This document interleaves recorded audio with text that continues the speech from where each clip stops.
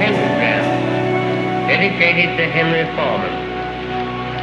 In the years of the primal force and the dawn of terrestrial birth. Well, episode 138 of Agitators Anonymous.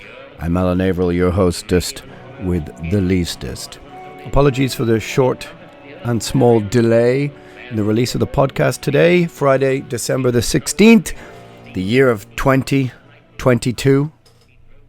I've had some technical difficulties, mainly within my brain, but nothing a copious amount of caffeine may fix. You can follow me on Instagram, _Primordial, Primordial_official, all that kind of thing. You'll probably notice, if you do follow the band over there, that we have started to write, finally, the new Primordial album, which should come out next year.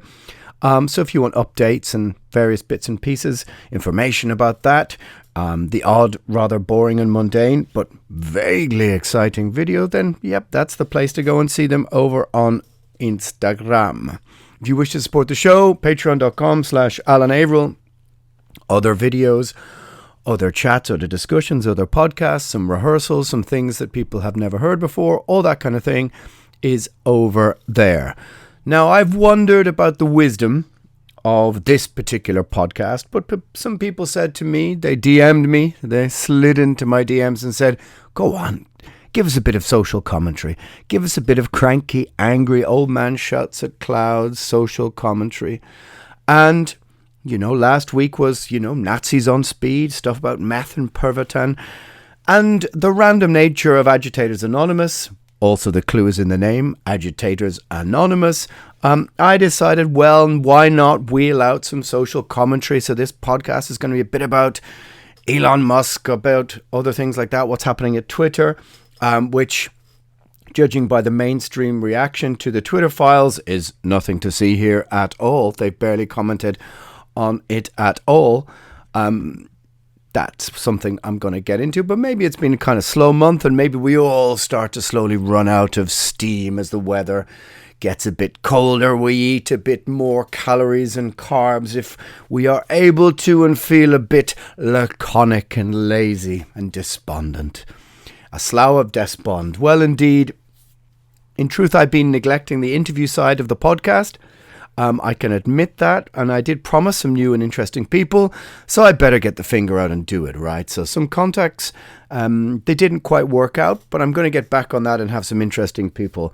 Now is not really the time of year. I'm going to put out a couple of top 10s, top 10, top 13 albums of the year. I've got a podcast about punk rock, about when punk rock went bad and made bad metal albums, but maybe the top 13 punk rock records of all time, my judgment of that. I couldn't, of course, compile the list on my own because it would be, I need some expert advice. The same with goth. I may consult some goths. I may, poke their soft underbellies and bring them down from the attic where they've been feasting on cobwebs for however long, and give them a good solid meal and go, what are the top 10 or the top 13, as the case may be, goth albums of all time? These things are coming soon. I have noticed that top 10s seem to do better in the statistical analysis, which I'm quite interested in, which obviously tells me that's what people also kind of like. It. Nothing like a good old list.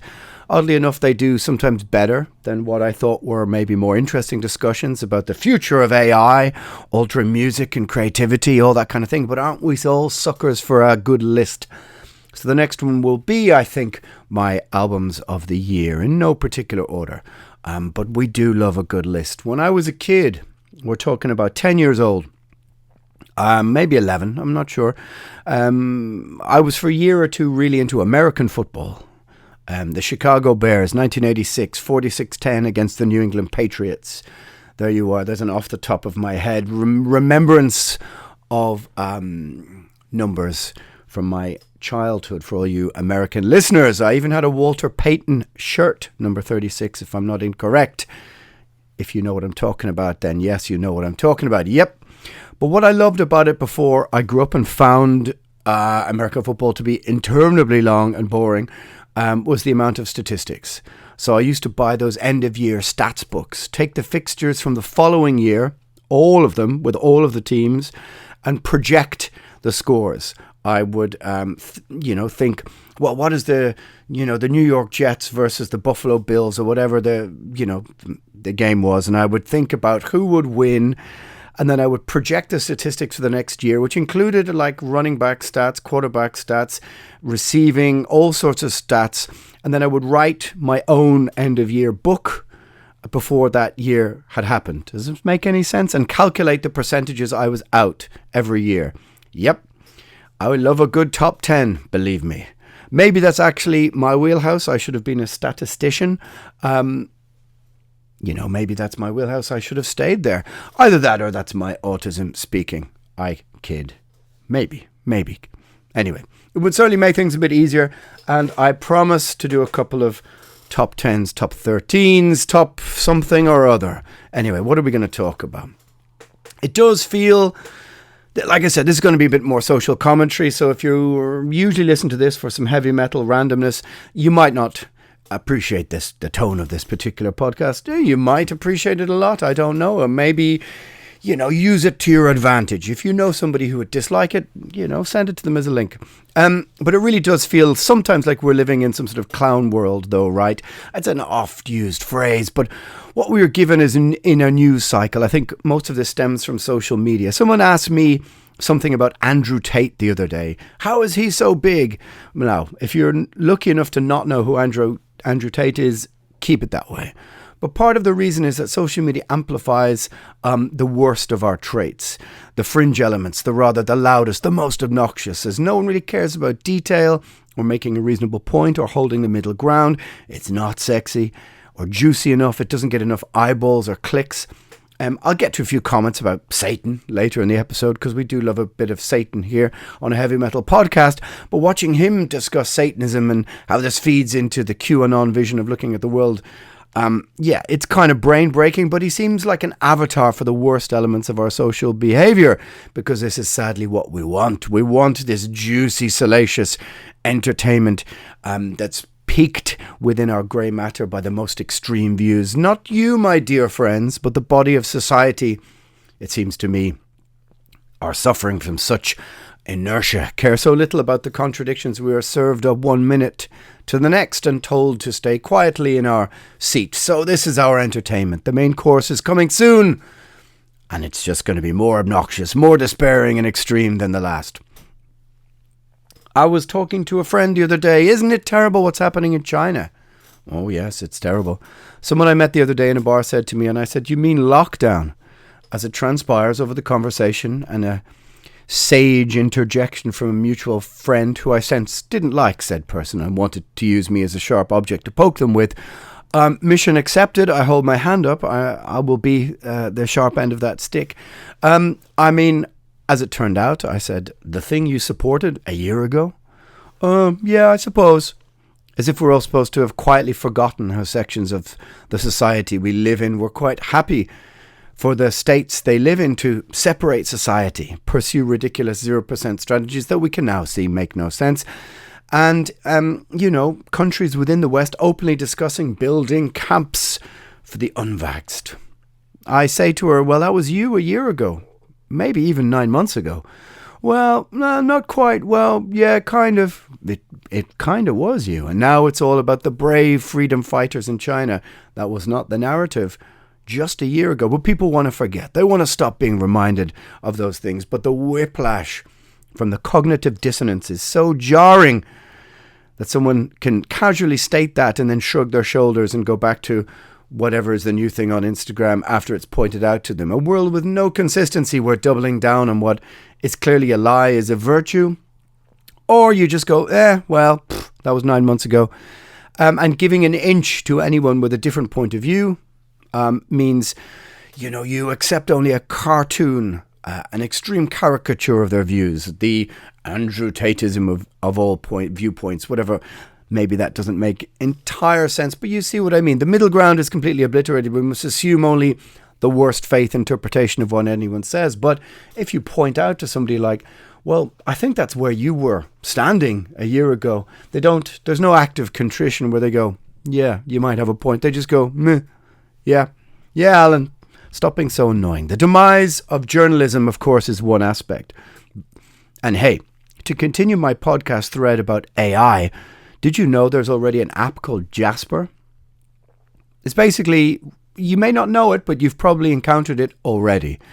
It's basically a writing, language composing AI. So if journalism is dead, as we knew it, along with our, shared concepts of news narratives, soon enough, if not already, your news feed will be filled with articles and stories written by bots, with, of course, a pre-programmed agenda. Is your brain broken yet? Anyway, to the main body of this podcast, have you noticed how little the mainstream media is covering the Twitter files? Elon Musk, you must know who he is, as you know, bought Twitter and has been releasing the internal memos of that company and their methods for shadow banning, blacklisting and cancelling. Yes, indeed, cancel culture. Perfect example if you look at the Twitter files of cancel culture and the obvious fact that it exists. Here it was, in conjunction, hand in hand with instructions from the FBI and government, but conservative, centrist or right-wing voices, amongst some left-wing voices, but a kind of random mixture, but very heavily leaned to one side of the political spectrum. Twitter was basically pressing their thumb on the scales and not allowing certain voices to be heard, especially during COVID pandemic time. They would lean heavily on instruction from, the WHO and the sort of Fauci agenda, let's say. And so Elon released some of these Twitter files through Matt Taibbi and Barry Weiss. Without a doubt, especially Taibbi, one of the best modern journalists. I followed him for a long time, and you should read his Substack, which is, I guess, his sort of subscriber-only content. But he wrote an amazing book breaking down the financial crisis in 2008. Certainly not a right-wing voice, but of course painted as such by the mainstream media now because he's releasing these files. Normally, this is kind of seems to be what happens lately, is that rather than just address the content, you only address or criticize or castigate or cast aspersions on the person who has been doing the releasing of said files. You don't address the content. And I sent them to a friend, a progressive friend, who argued with me a couple of years ago. Well, Twitter is an independent company. They can do what they want. I mean, the normal argument that ends in, start your own platform. Well, someone did, so to speak. Elon bought it. And, apparently this is somehow akin to Hitler in the beer hall putsch. They, of course, don't want to hear about some of the companies that owned it before. If you dig down, you will find that munitions companies who've been selling weapons had percentages in Twitter. Yeah, apparently so. Deep state munitions companies. Right. So they are preferable to someone who, although confusing to get a handle on, I find Elon Musk a bit confusing, and to be fair, you must also say that he has, companies in China, and he has ties to funding from sources that are also worth casting an eye over. I'm not giving the guy a free pass, but he certainly seems to have a commitment to free speech. Which is, of course, one of the main tenets of this small, tiny, minute podcast, but something that I've always been in support of, the idea, the principle. So what you realize is that the free speech argument only really goes one way. The progressives I talked to about it were fine when Twitter, and this is what the files clearly show, that they had a clear bias towards them and their interests and banned people from the opposite. So basically, it's just a kind of a show trial, a pantomime. Fine to support freedom of speech when it only suits you. But of course, that isn't freedom of speech. That's a kind of form of authoritarianism or authoritarian thinking, really. And it clearly shows that Twitter was working hand in glove with the US government, the FBI. So not really an independent company then if they're working hand in hand with the state, the instruments of the state. That argument now clearly doesn't make sense. Now, why does this matter? Well, maybe it doesn't matter to you, and maybe you just want to discuss the new Metallica single, which was pretty okay, actually. Don't like the drum sound, but not bad. But isn't it a song a bit like pre-Kill 'Em All, where Metallica got to before they found that thrash tone? A lot of Diamond Head, bit of Angel Witch. Anyway, why does all of this matter, the Twitter files? And if you've been looking at the BBC, or in our case in Ireland, the Irish Times, they're basically just ignoring it. But why does it matter? I think that because Twitter, for better or for worse, and mainly for worse, to me at least, the best thing Elon could do to serve the world would be to just delete it completely. But Twitter is the town square. And if you believe in democracy and freedom of speech, you believe that the square should be open to all. And you should defend the rights of those you disagree with to stand on their soapbox and raise their voices. Twitter had a clear bias, and this is being exposed. To a degree, of course, ignored by the mainstream media, who shared the bias that Twitter had previously. But it's not being written about extensively because, by and large, as I said, the lame mainstream media... I almost said lamestream media. Wow. Haha, Freud. Get him on the phone. Which leans the same way Twitter once did, now has Elon as an enemy and promoting dangerous ideas. Everything is dangerous, such as the freedom for the opposing ends of the spectrum to have a voice. I said it to my friend. You can read the Twitter files clearly show the platform working with a deep state intelligence. So they're not really a private company on the terms you argued. Well, yeah, but they can still do what they want. I said, well, yes, of course they can do what they want, or they can now do what Elon wants. If that's how takeovers work and other people buy companies. But what that means is that Twitter... would you say the same argument like about the Russian state newspaper Pravda, which is just an instrument of the state, an organ of the state? Of course they can do what they want. Of course Pravda can do what they want. I have one framed and hanging on my wall behind me. Czech Republic edition of Pravda from 1956, if I am not mistaken. But of course they can do what they want. But it's called propaganda, is it not? How we reframe the argument is important, or how we frame the argument at the time and then reframe it when somebody objects to or confronts us with some new information. But what that means is that you aren't really interested in freedom of speech and what it represents if that's what you do, only in winning and only when your side is winning. But we all have to learn you can't win all the time. Politics is about compromise. It's about consensus. At least democratic politics is in theory. If you don't want the opposition to have a voice, this is called authoritarianism. And the pandemic was the perfect test, at least in my opinion, for all of this. If you had said, two and a bit years ago, if you had said, maybe there's some truth in this lab leak theory, you would have been removed, cancelled or banned. If you opposed lockdown or wondered about the efficacy and, success rate of vaccines, all three things now, if you had questioned any of those three things, even just put your hand up moderately to go, hey, something smells a bit weird here. I have some questions. You would have been not only pilloried within society, you would have been removed from platforms. All those three things now are open for question, and the narrative and the conversation has shifted and moved to where all of those three things are now judged in a different light, and that is a more critical, negative light. And people go, yeah, maybe that wasn't quite right. But when I bring up this conversation with people who supported all of them, they of course look world weary at me over this. But for me, there isn't really, there's no, what can we say? This idea that we should have some sort of amnesty. If you are, for example, pearl clutching, which means, I suppose, being hyper emotionally upset or whatever. That's not the right description of pearl clutching. I sound like 1950s dad here, but what's happening in China, you've probably seen these images of like these hazmat suited white, almost, they look like, military police herding people into tiny spaces. They're blocking people in tower blocks. People are wailing out in torment. There's now protests on the street.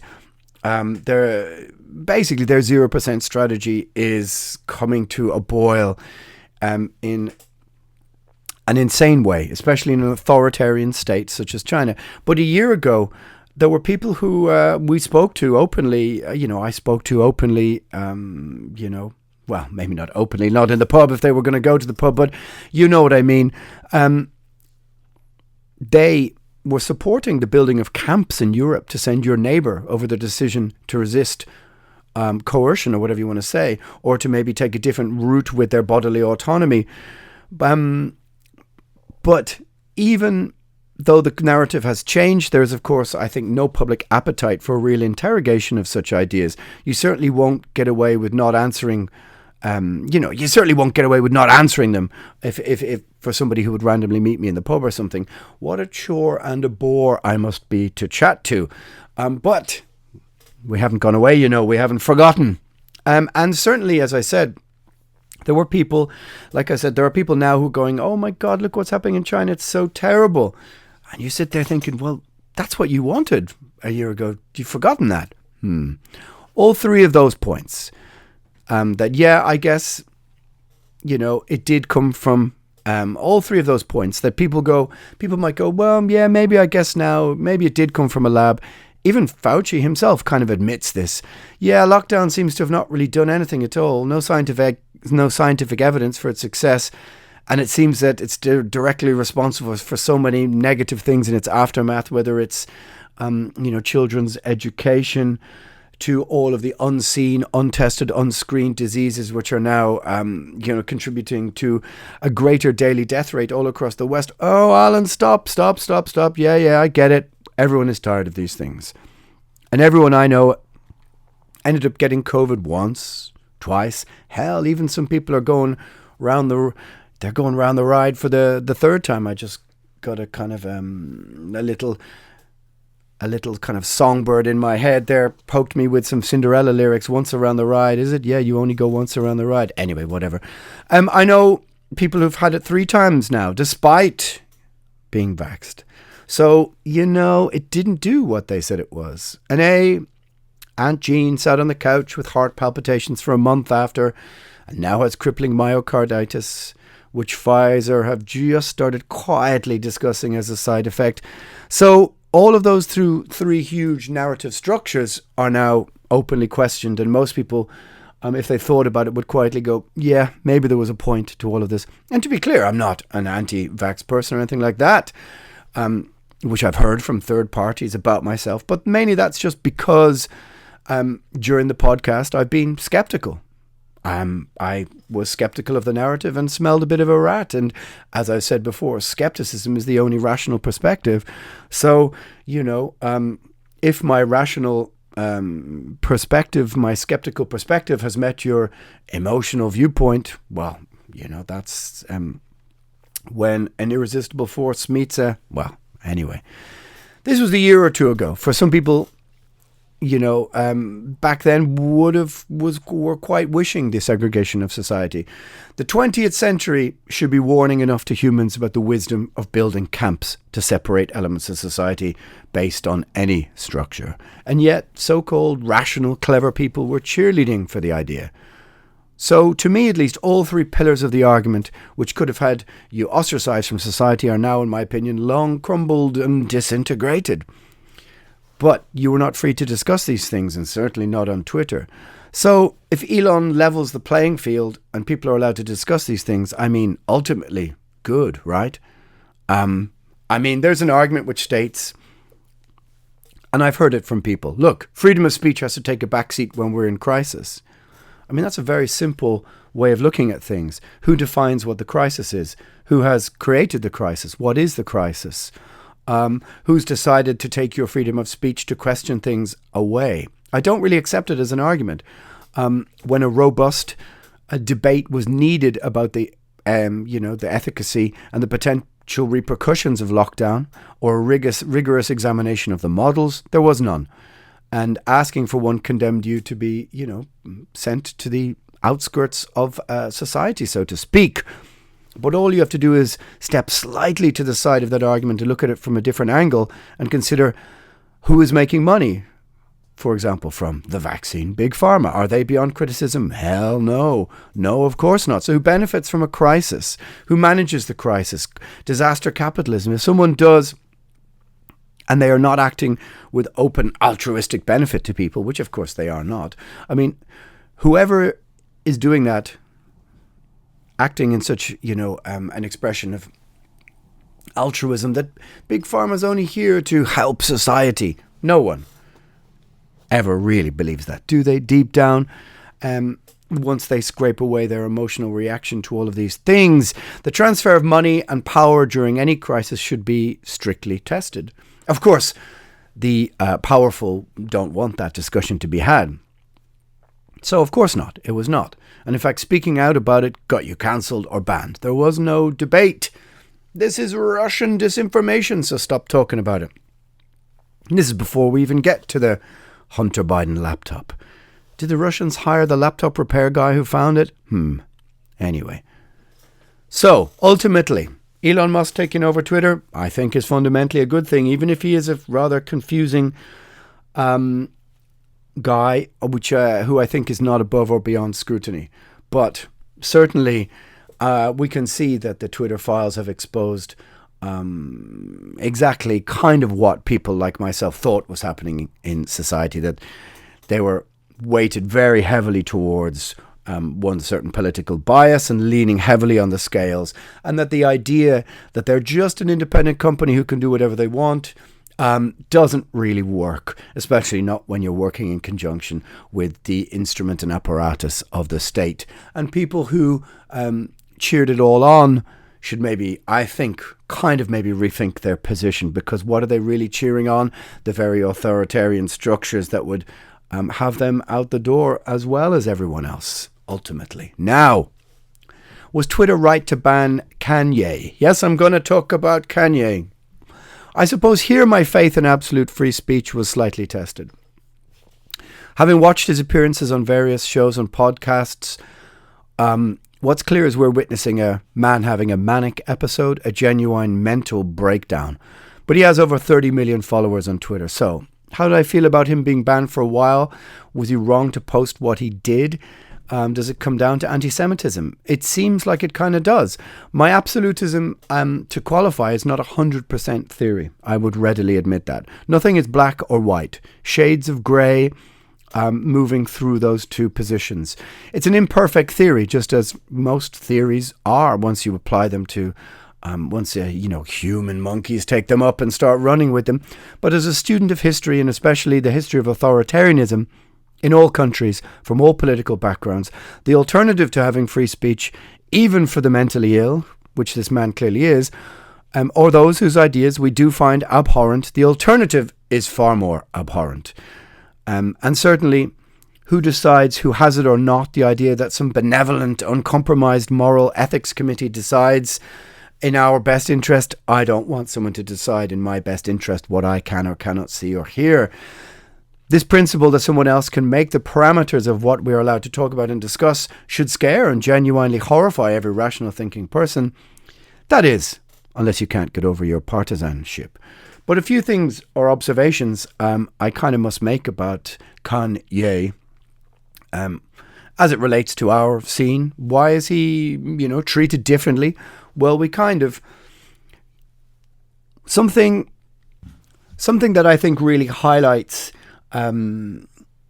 issues of free speech here is that banning someone like Kanye from doing what he did, like going on podcasts, or I think is the wrong... This is the wrong move, in that the more people see exactly what he stands for, they see his inability to literally deal with the the human process of interaction with other people, to have any single idea, and they're not really ideas, or challenged. For us to view the insanity firsthand rather than hear about it second, third, fourth hand, I think is very important, because the disinfectant for bad ideas is sunlight. It's bringing them out into the open. And that's why banning things such as trying to ban him from all, appearances is the worst idea. Surely you encourage him to do, more, or on certain terms, let's say the more people see these appearances, the more people will realize, oh, okay, this man is having a mental breakdown. And the validity of his ideas, if we can call them that, his opinions, his belief structure isn't really worth much. And the two rather detestable, kind of shit-posting trolls that Kanye had with him, Nick Fuentes and Milo Yiannopoulos, it certainly put the three of them in this kind of ridiculous light. And the fact that they managed to have dinner with Trump and all this kind of stuff. If you don't know what I'm talking about, then just enjoy the sound of my dulcet tones. And don't go and look up who these people are, because it won't make your life any better. But the whole thing was just such an incredibly wild and crazy thing. But it will hopefully contribute to, if it goes out, the more it gets exposed, the more people see it, they will kind of see, okay, this is really ridiculous. I certainly ain't giving these people my votes for anything or allowing them to be in charge of anything in particular. Or is it just another chapter in the pantomime and entertainment, in the political sphere that most people feel they have no ability to have a voice in anymore?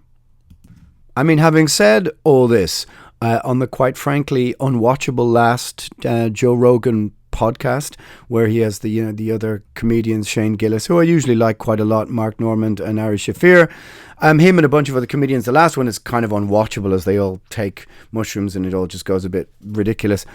But they don't go near any of the things Kanye West said. They instead wax lyrical about what a genius he is musically. Yeah, whatever. I don't even know a single song and couldn't care less. And they discuss being filthy rich and never quite get into Kanye saying he kind of liked Hitler. It's just entertainment. But maybe they have it right. Nothing matters anymore. He's just a rich dude who didn't take his meds and clearly is not very bright. Free speech for the dumb, as the title of this podcast says. Regardless, what I've heard from many commentators over the past week on the sliding scale was, doesn't Kanye have any friends, someone to advise him to go, hey mate, come on, stop, will you? It's a good question, and probably points to the fact that millionaires and people like him are often, as seems the case, surrounded by sycophants and yes men and yes women, people who are on the payroll and don't rock the boat. So shouldn't we all feel sympathy for him? And isn't this really about mental health? Oddly enough, an issue that was during lockdown kind of forgotten about by the same people asking us to be sympathetic now. Millions of people, not indulged millionaires, suffered drastic mental health consequences, while a section of society wanted more lockdowns. The same section now quietly wanted to stand with the Chinese as they protest 0%, which, they 10 or 11 or 12 months ago were asking for, the hypocrisy of which is kind of rank. But now asking us all to forgive Kanye. I mean, who cares? Who really cares? I've thought long and hard about the wisdom of doing this podcast, but episode 138, there's 137 other episodes. You can turn it off if you want, if you don't care about who any of these people are. I get it.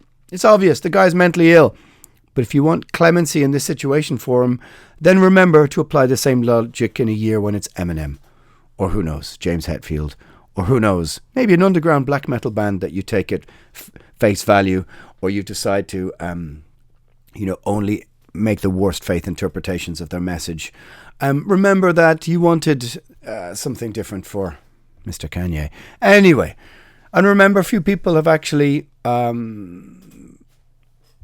very few people have actually done what he went and did. I mean, he basically went on Alex Jones and denied the Holocaust, something which is illegal in most countries, before praising Hitler.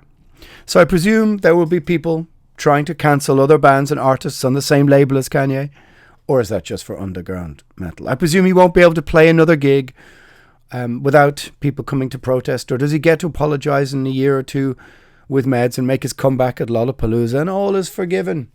Certainly, there obviously seems a completely different set of rules for him than anyone else. If Tobias from Ghost, for example, said anything remotely similar, I think he would be cancelled.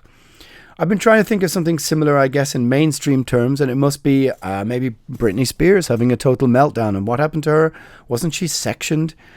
And then her father given custodianship over her, which she fought to be released from for 15 years? Seems like a huge misogynistic double standard, right? Anyway. But Alan, He's one of the greatest artists of the last 20 years. Is he really? I couldn't comment on that. I had zero interest in any of this kind of music and don't know a single song. This morning I listened to the Amon demos pre-Deicide. Not a single part of me has ever listened to anything like this. Although I've known many a punk who's had to ignore the latent violent misogyny of some elements of hip-hop. That they would want to listen to this at 3 a.m. Anyway, that's kind of part of the same argument, isn't it? He's certainly still up on Spotify and his music is up on other platforms. And I'm not one for supporting him being taken down either. But it did make me question, however, my stance on free speech a bit, as it felt that he was suspended from Twitter almost for his own good. Was that consistent with the idea of free speech? Not really, but there's no doubt that the principle he has 32 million followers was behind it. But is that the same logic that suspended Trump? Yes and no, I guess. I mean, could Kanye really have a chance of being elected president? The implications are dark if that's true. But kind of, sort of, not really.